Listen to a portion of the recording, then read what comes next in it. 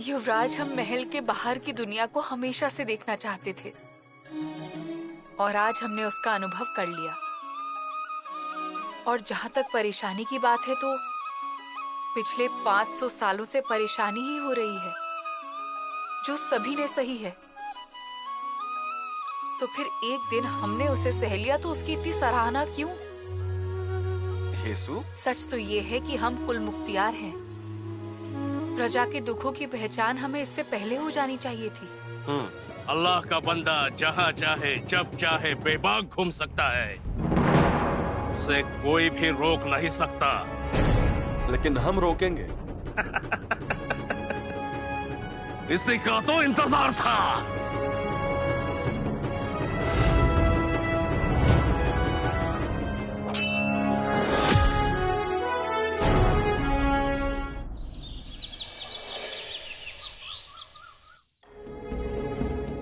नेताजी चाचा, हाँ? महाराज के राज्य अभिषेक के वक्त यहाँ सुवर्ण तुला हुई थी। यहाँ?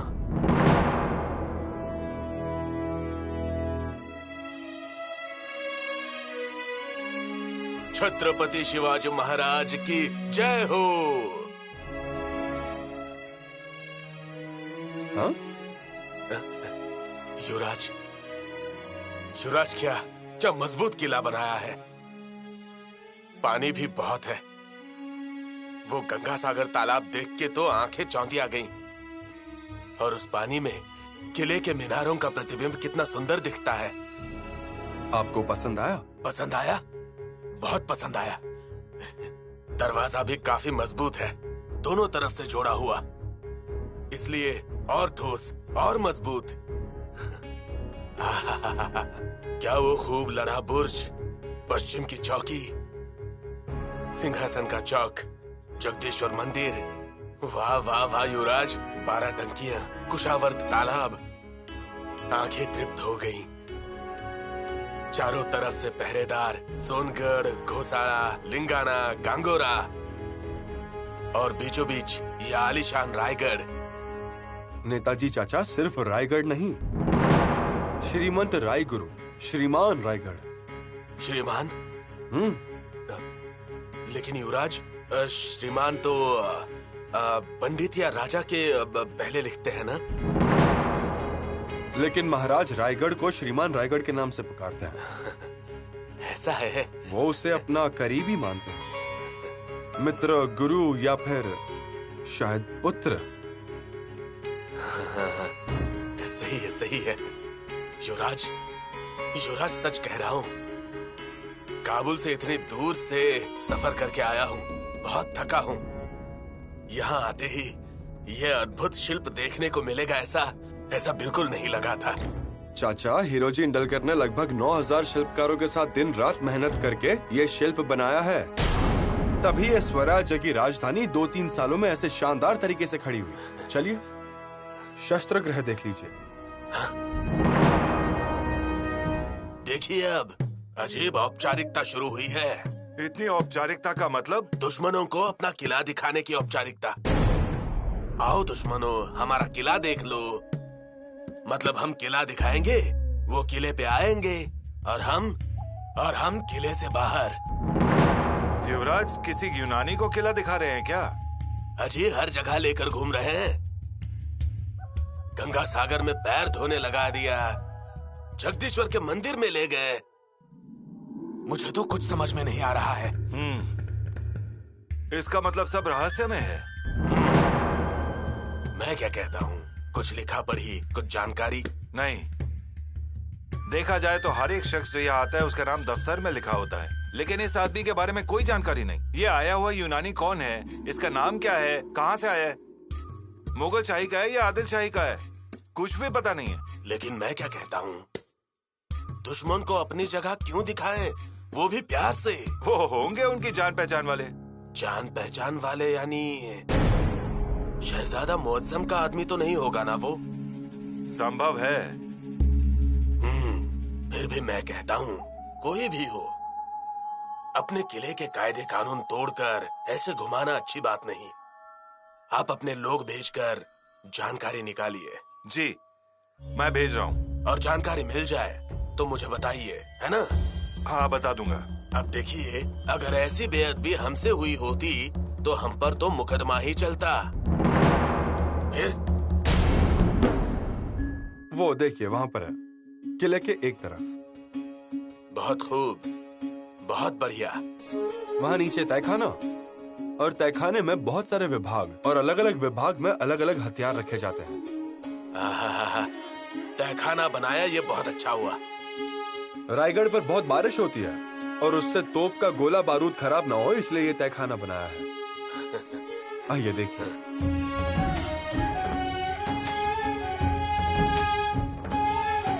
आइए, दरवाजा खोलिए। क्षमा कीजिए युवराज।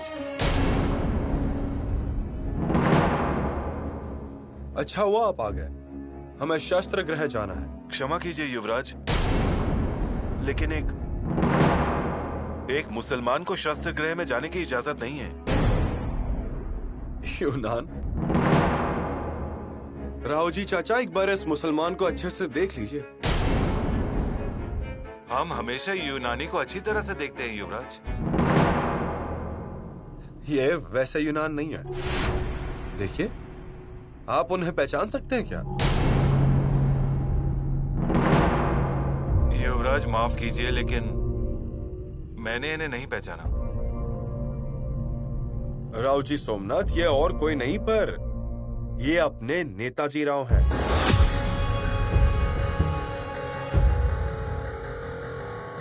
नेताजी राव पालकर? क्या राव जी सोमनाथ, अब पहचान लिया कि नहीं? अब मैंने पहचाना आपको।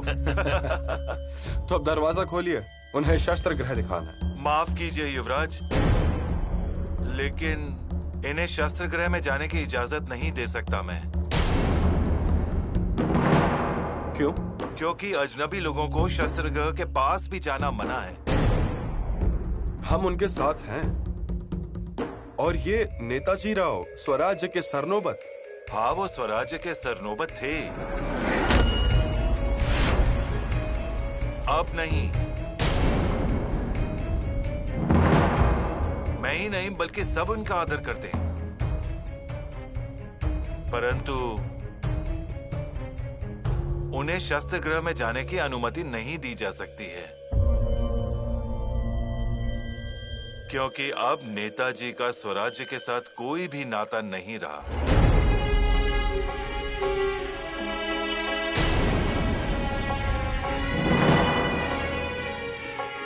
देखा जाए तो आप जो कह रहे हैं वो सही है, लेकिन अगर युवराज आपने आदेश दिया तो फिर हमें मंजूरी देनी ही पड़ेगी। लेकिन फिर तो ये गलत बात होगी।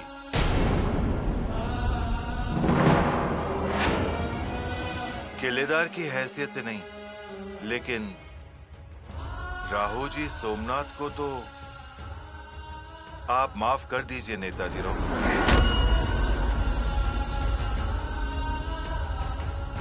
कौन है वो यूनानी युवराज के साथ? वो कोई यूनानी नहीं है, वो सरनोबर नेताजी पालकर है। क्या बोल रहा है? नेताजी राव? हाँ हाँ, नेताजी राव पालकर।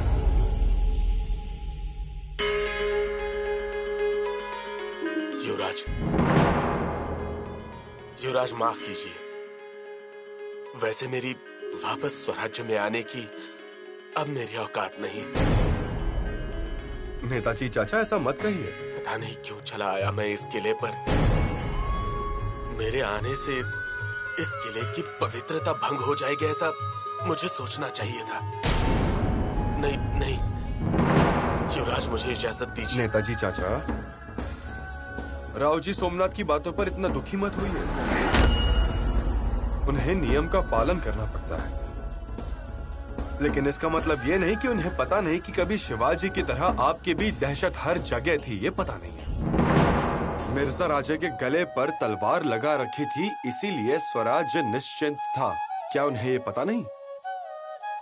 सब पता है उन्हें, सब पता है उन्हें, लेकिन उनके हाथ बंधे हुए हैं। युवराज,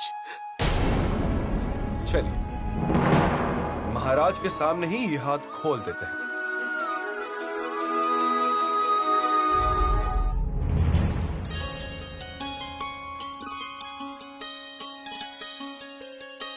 छोटी रानी साहिबा,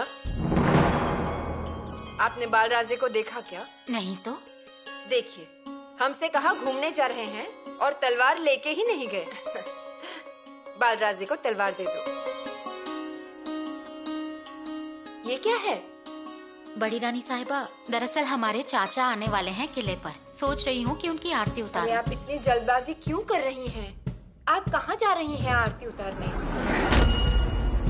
क्या महाराज को ये पसंद आएगा? वो राजी होंगे क्या? पहले ये देखिए। जी पर वो हमारे चाचा हैं और 10 सालों बाद वो आ रहे हैं। हम मानते हैं वो सब। हमें भी लगता है कि आरती तैयार करके और आए आपके साथ, है ना? हाँ तो नेताजी राव क्या सिर्फ आपके चाचा हैं? वो हमारे भी चाचा हैं। लेकिन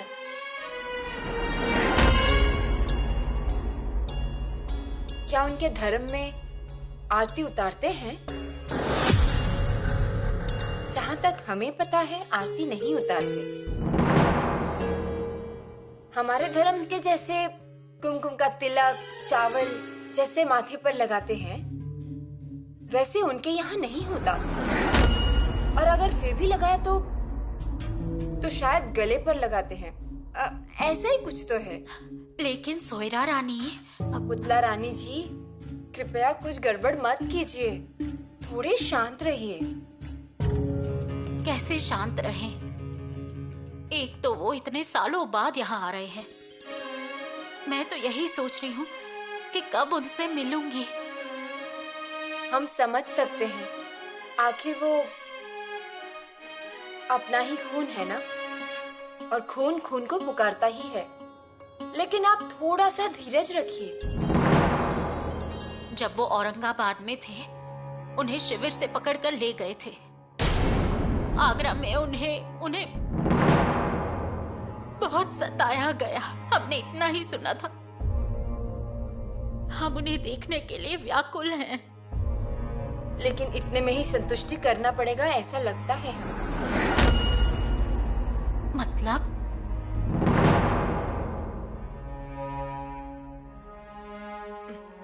मतलब एक बार जो मुगलों से जा मिलता है, उसे स्वराज्य में रहने की इजाजत नहीं है।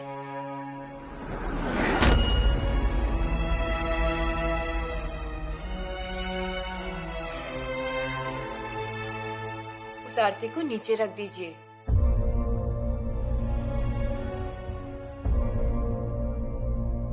जो पराक्रमी होते हैं, उनकी ही आरती उतारी जाए, ये हमारी रीत है। उसे कलंक मत लगाइए।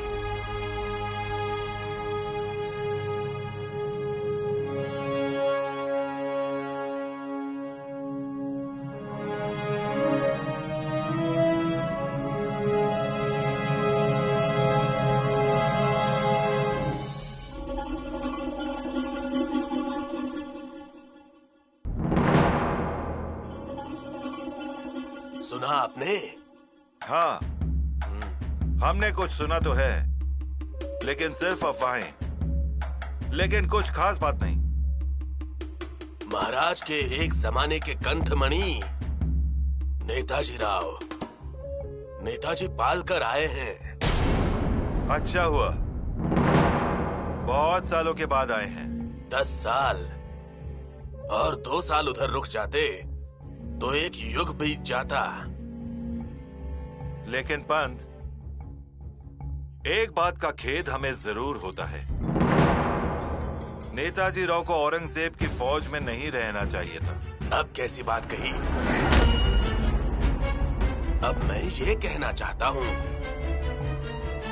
नेताजी राव खुद आए हैं या उन्हें भेजा गया है?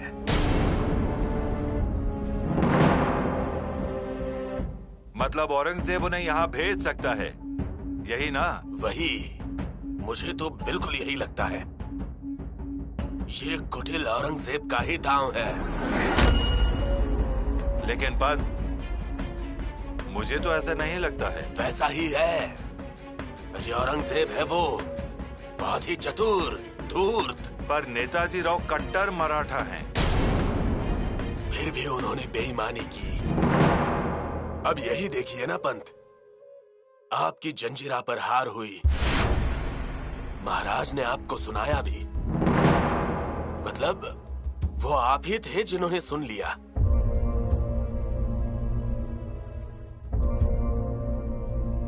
है कि नहीं? हाँ। तो मुझे बताइए, भले अल्फाज महाराज के थे, फिर भी वो अल्फाज तीर की तरह आपको चुभे नहीं क्या? हाँ? हाँ। लेकिन आप गए क्या बीजापुर? आप मिले आदिल शाह से? नहीं ना?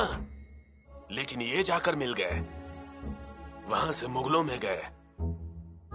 और मजे की बात, मुगलों में गए सो गए, धर्म भी बदल लिया, नाम तक बदल लिया, कुली खान हो गए।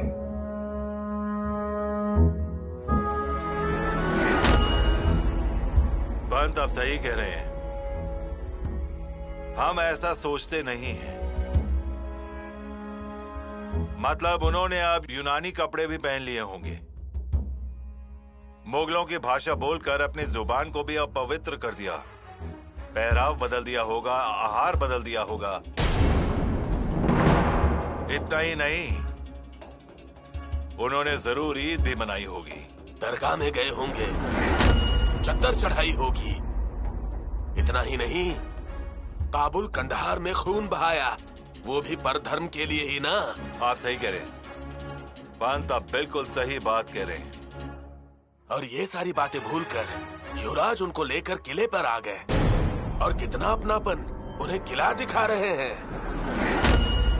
इसका मतलब किले पर जो निष्ठावान है उन पर गुस्सा करना, और जिन्होंने गुनाह किया उन्हें गले लगाना। देखा कितना विरोधाभास है। अगली भविष्यवाणी सुन लीजिए। युवराज नेताजी राव की महाराज के सामने वकालत करेंगे। मतलब? माफ कीजिए कहेंगे, स्वराज्य में लीजिए कहेंगे, और भी बातें। नहीं नहीं, ऐसा नहीं होना चाहिए पंत। हम में से जितनों ने भी दूसरा धर्म अपनाया है वो आगे चलकर कड़वे हो गए। हम जिन्हें गंगू बहामनी कहते हैं ना, वो आगे चल के 5 शाही बन गए। आदिल शाही, कुतुब शाही, निजाम शाही, इदम शाही। और उनके साथ लड़ने में ही हमारी जिंदगी गुजर गई। तो वो गंगू बहामनी कौन था? उसका नाम था भैरव भाट। उसने अपना धर्म बदला और सब कुछ तहस नहस कर दिया। ये कोई एक मिसाल थोड़ी ही है, इसलिए कहता हूँ चलिए युवराज नेताजी राव को महाराज के पास ले जाएं, उससे पहले हम महाराज से बात करते हैं। चलिए।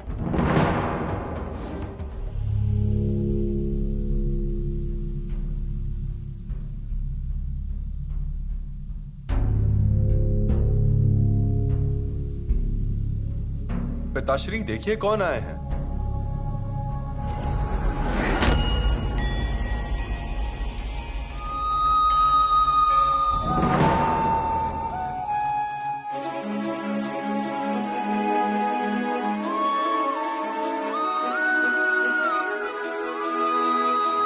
सरनोबत नेताजी पालकर।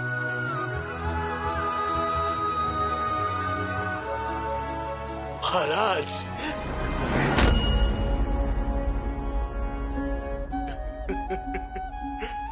महाराज। उठिए नेताजी, आपकी जगह मेरे हृदय में है। आपने हमारे लिए बहुत सहा है।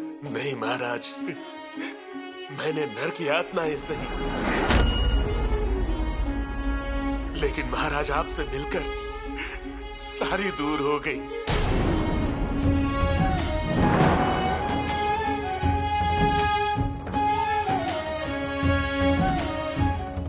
महाराज, आइए बैठिए।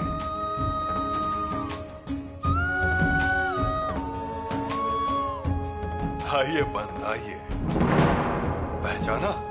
इन्हें कौन नहीं पहचानता? महाराज ये है मोहम्मद कुली खान।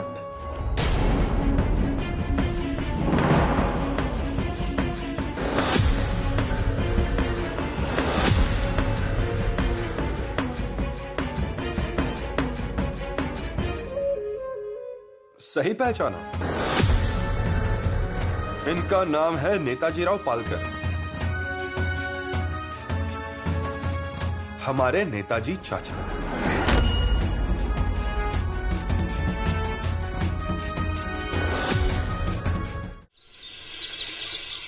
इस महत्वपूर्ण घड़ी में हमारे पंत भी यहाँ मौजूद है, ये अच्छा हुआ।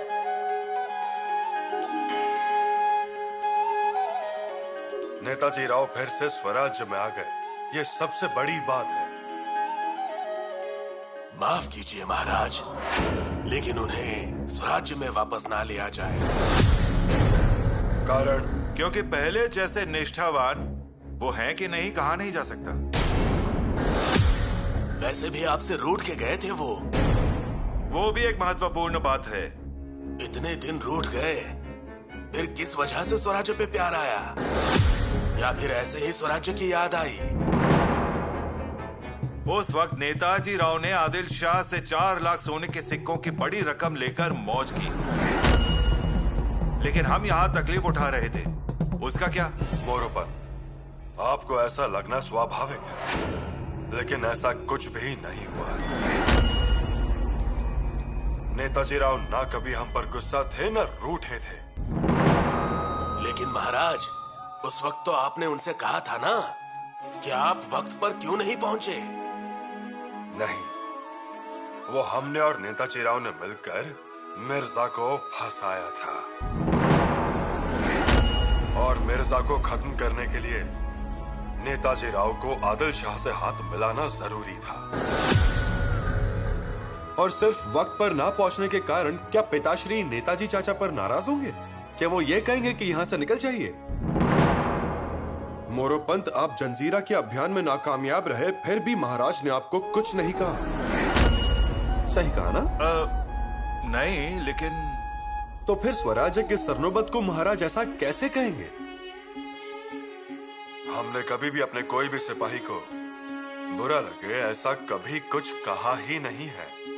और 4 लाख सिक्के, वो तो इन्होंने दबा लिए ना? बिल्कुल नहीं, यकीनन नहीं। आपको इतना भरोसा कैसे है? परसों हम जमादार खाने में पूरे हिसाब किताब के कागजात देख रहे थे। उसमें हमें मिर्जा के आक्रमण के वक्त का एक कागज मिला।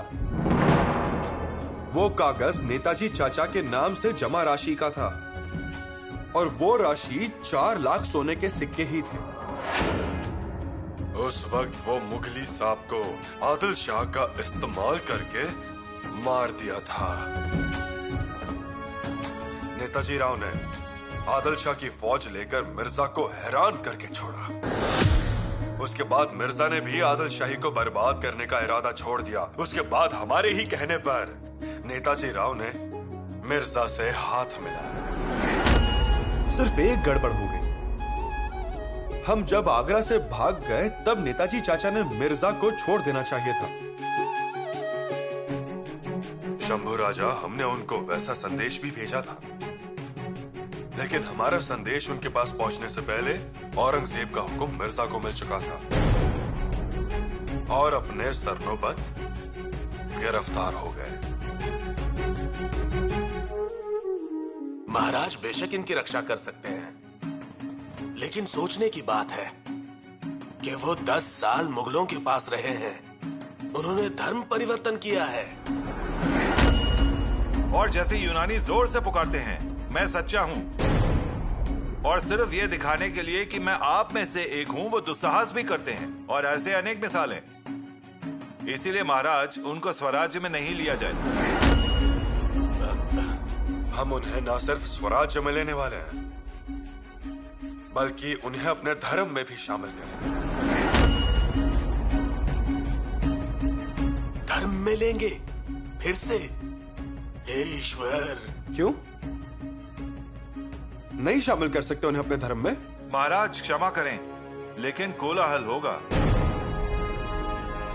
लोग इस बात को कहां तक स्वीकार करेंगे ये कहना मुश्किल है। कोई स्वीकार करे या ना करे, लेकिन शंभू राजा, महाराज माफ कीजिए। हाँ, लेकिन एक बात समझ में आई। मेरा धर्म बदल गया, साथ ही मेरे लोगों के मन भी बदल गए। अब मेरे लिए इस स्वराज्य में जगह नहीं है। महाराज, आपके चरणों का दर्शन हुआ, यही बहुत हुआ मेरे लिए।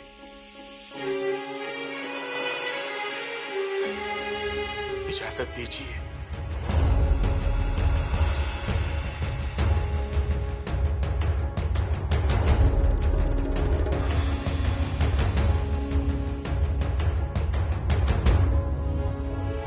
नेताजी राव, आप किले से नहीं जा सकते। ये जो कपड़े पहन रखे हैं वो निकाल दीजिए, जला दीजिए इन्हें और मराठाओं वाले कपड़े पहनिए, क्योंकि हम आपका शुद्धिकरण करके अपने धर्म में शामिल करने वाले हैं।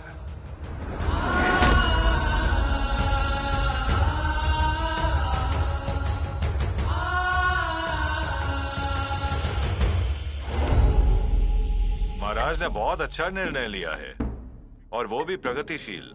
हाँ बिल्कुल, मुझे भी बहुत अच्छा लगा महाराज का निर्णय। सर्जेराव, संक्षेप में कहा जाए तो ये निर्णय आज तक के धर्म संकल्पना को विचलित कर सकता है। मतलब अभी तक ऐसा निर्णय कभी हुआ ही नहीं। पूरे हिंदुस्तान में ये पहली बार होगा, और वो भी रायगढ़ पर ही। बहुत बड़ी बात है, ये बहुत बड़ी बात है। जी, उनका क्या है, जोर जबरदस्ती मुसलमान बनाया था।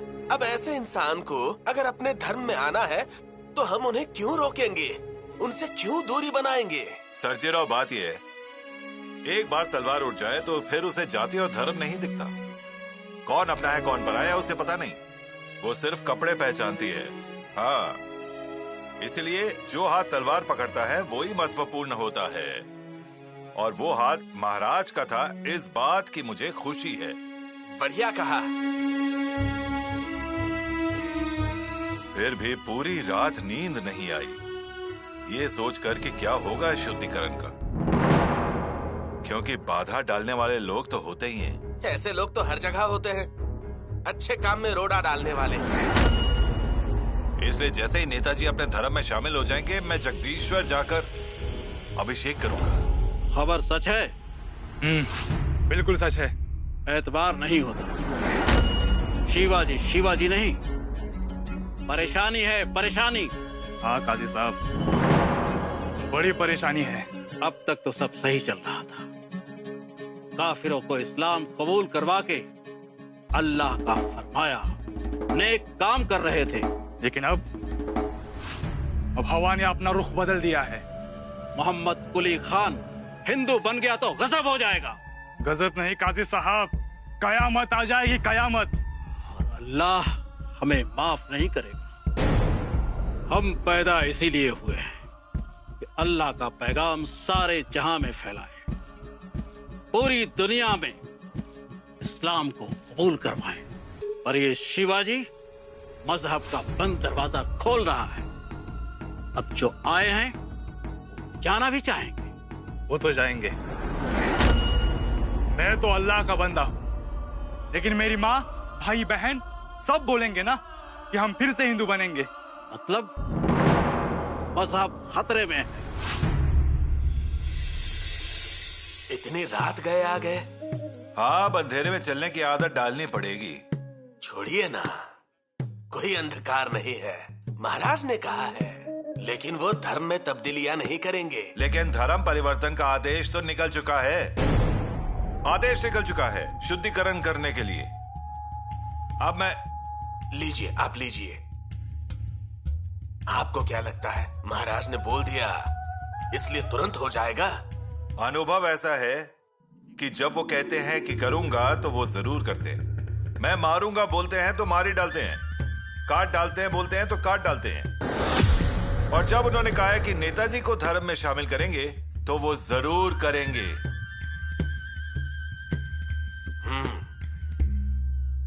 आपकी बात तो सही है, लेकिन आप भी सहमत है ना?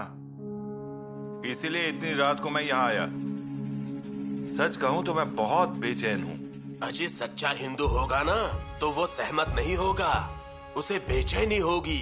सच कहूं तो उसे नींद ही नहीं आएगी। पंत, आपने तो हमारी मन की बात कह डाली।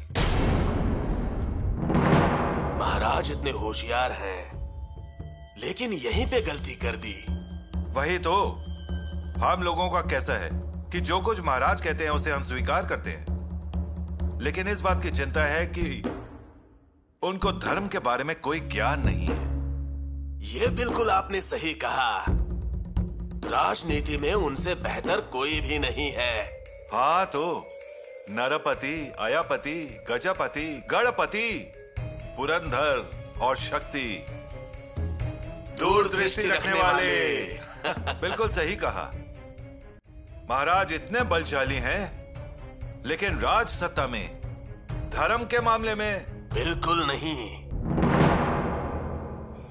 मुझे तो ऐसा लगता है भावनाओं में बहकर महाराज ने कह दिया होगा, लेकिन हम फिर से महाराज से बात करते हैं। हाँ, हम उन्हें मिलेंगे और उन्हें समझाएंगे कि महाराज कुछ भी कर लीजिए, लेकिन धर्म के नियमों को मत बदलिए। ठीक है, करते हैं आग्रह।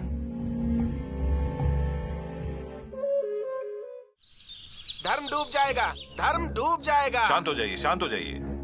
आपने जो कहना है ठीक से बताइए, शांति से बताइए। शांति से ही बताएंगे, लेकिन महाराज कहाँ हैं?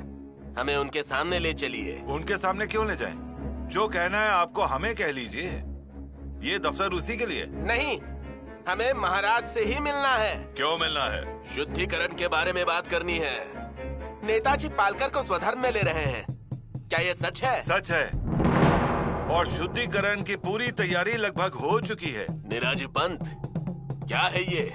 आप भी ये नहीं समझ पाए हैं क्या? देखिए, ये मुद्दा यहाँ नहीं आता, और मैं भी महाराज के आदेश का पालन करता हूँ। महाराज जो करते हैं बिल्कुल सही करते हैं। बालाजी, आहूजी, आप तो ये रुकवाइए। महाराज को रोकना है आपने? उन्होंने मुझे रोका, वरना अब तक तो मैं अरबिस्तान में कहीं होता और वहाँ गुलामी करता। इसीलिए महाराज को क्या कहना, उन्हें बताना क्या है, वो सब कुछ जानते हैं। इसका अर्थ शुद्धिकरण विधि होगी ही। हाँ, होगी। आप अगर धर्मपीठ के पीछे बैठकर मंत्र उच्चारण करेंगे तो मैं आपको दक्षिणा देने की व्यवस्था करूंगा। पंत, बात दक्षिणा की नहीं है, बात शुद्धिकरण की है। हम महाराज से अनुरोध करते हैं कि धर्म में हस्तक्षेप ना हो।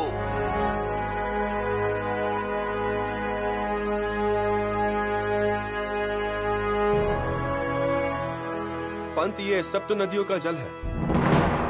कृष्णा, कोयना, सावित्री, भीमा, नीरा, इंद्रायणी और गुंजावनी नदी के पानी का कलश हम खुद ही भरकर लाए हैं। ये तो विधाभिषेक की तैयारी है युवराज। हाँ,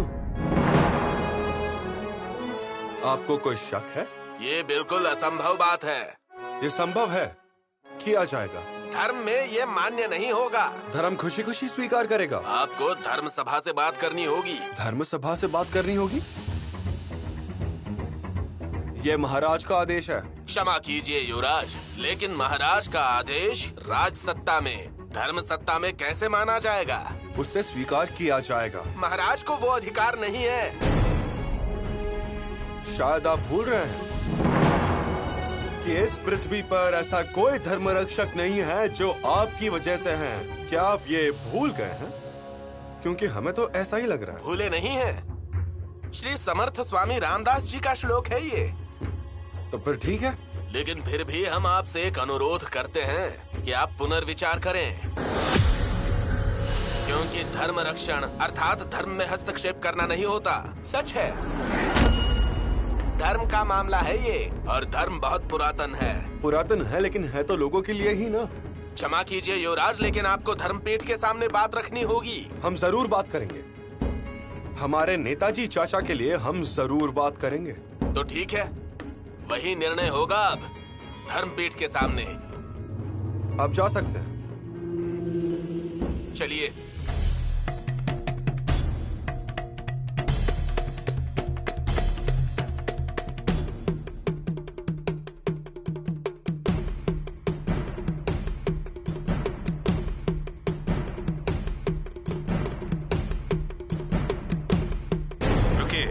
किसे रोक रहे हो?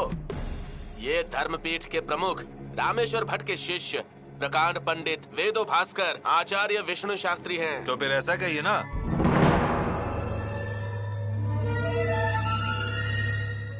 महाराज, कोई विष्णु शास्त्री आए हैं, कहते हैं हमसे मिलना है। इजाजत है।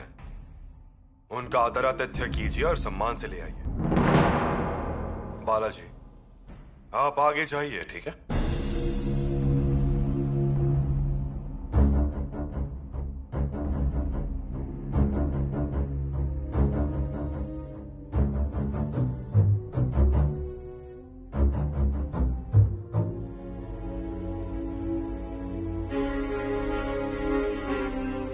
हे प्रभु, हे राजा, विष्णु शास्त्री का आपको सादर प्रणाम।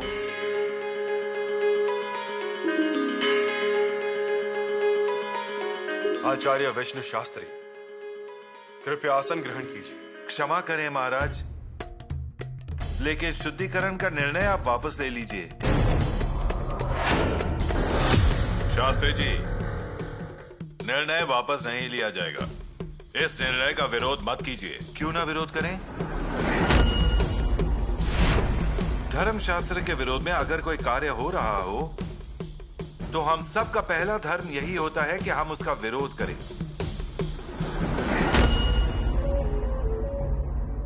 लेकिन उसके पीछे की भूमिका तो समझ लीजिए। वो हम समझ लेंगे, लेकिन उससे पहले इस कलंकित नेताजी राव को अपने धर्म में शामिल करना बंद कीजिए।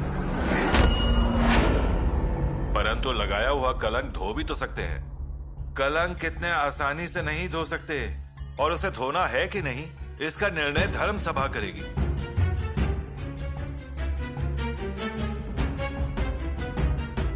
परंतु यहां तो राजशाही ने पहल कर दी है। वेद भास्कर विष्णु शास्त्री, आपके ज्ञान और विद्वत्ता का अधिकार बहुत बड़ा है। उसका आदर करके आपसे कह रहा हूं कि यहां धर्म परिवर्तन का महान कार्य हो रहा है, उसे मत रोकिए। और नेताजी राव पालकर ने अपनी मर्जी से धर्म बदला नहीं है, उन्हें जबरदस्ती से बदलना पड़ा। हाँ, बहुत बहुत सहा है मैंने। वो तो नरक यातनाएं थी। मैंने धर्म बदलने से मना किया तो बादशाह ने मुझ पर बहुत जुल्म ढाए। चाबुक से पीठ छील दी मेरी, चमड़ा उधेड़ दिया। महाराज, मैंने मना किया फिर भी उन्होंने जबरदस्ती मुझे मोहम्मद कुली खान बना दिया। आबुल कंदहार भेज दिया। अनजान प्रांत, अनजान रास्ते, वहां से निकलने की बहुत कोशिश की मैंने, लेकिन मुझ पर नजर रखी थी। दिन रात नजर थी मुझ पर। उस वक्त हर बार पकड़ा गया मैं, और पकड़े जाने पर मुझे चाबुक से बहुत मारा जाता था महाराज। हाँ, फिर भी मैंने सब कुछ सहन किया। सब कुछ सहन किया क्योंकि मुझे अपने लोगों में वापस आना था। नींद से जगते ही जगदम्ब जगदम्ब कहता था तो जुबान चलाई मेरी उन्होंने कई बार। मैं आप सबसे विनती करता हूं, मुझे अपने धर्म में लीजिए। कम से कम मुझे मेरे धर्म में मरने तो दीजिए। लेकिन नेताजी राव, इसमें आपका कोई गुनाह नहीं है। लेकिन गुनहगार तो मैं ही हुआ ना। लोगों के लिए मजाक का विषय बन गया मैं। धर्म बदलू कहकर मुझ पर उंगली उठाने वाले कई लोगों को देखा है मैंने मेरी नजरों के सामने। लेकिन स्वराज्य के लिए रायरेश्वर के शिवलिंग पर रक्त का अभिषेक करने वाली वो एक ही उंगली थी, महाराज की उंगली। मुझे वो उंगली पकड़ने दीजिए। मुझे अपना कहिए, मुझे मत छोड़िए।